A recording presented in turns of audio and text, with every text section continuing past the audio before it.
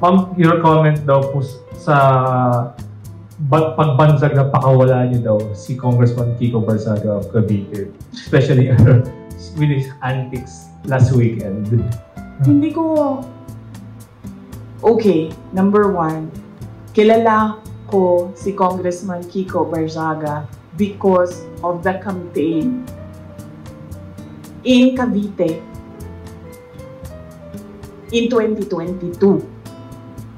Dahil uniteam siya.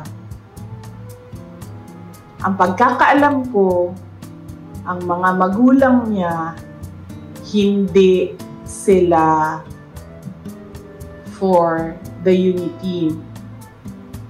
Ang maalala ko, yung mga magulang niya, Sara only. Pero si Congressman Kiko Barzaga was for the unity. Hindi ko alam kung nagkausap man kami from that time na nagkita kami sa kampanya hanggang ngayon, kung meron man, pero ang huling maalala ko na nagkausap kami is doon sa rally ng Uniteam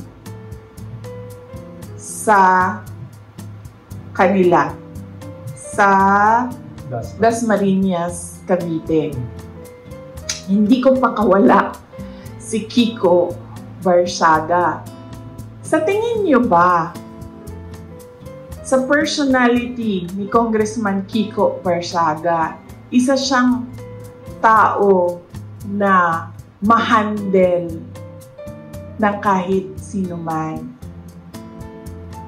Diba? Nakikita niyo naman yung kanyang independence sa pag-iisip eh.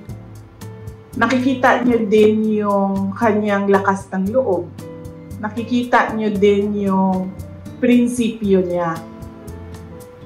Ang example ko na lang dito ay, unang-una, yung mga magulang niya, hindi uniteam yun ha. Si Kiko Barzaga uniteam. Hindi yan nakikinig sa mga magulang niya, ibig sabihin.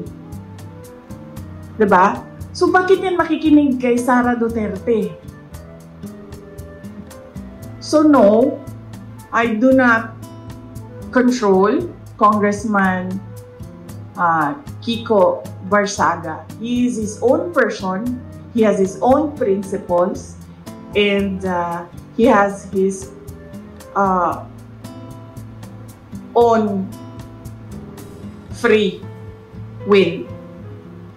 And there is nothing wrong at all with what he is doing, because as I said, tayong lahat, we are covered by the freedom of speech and expression.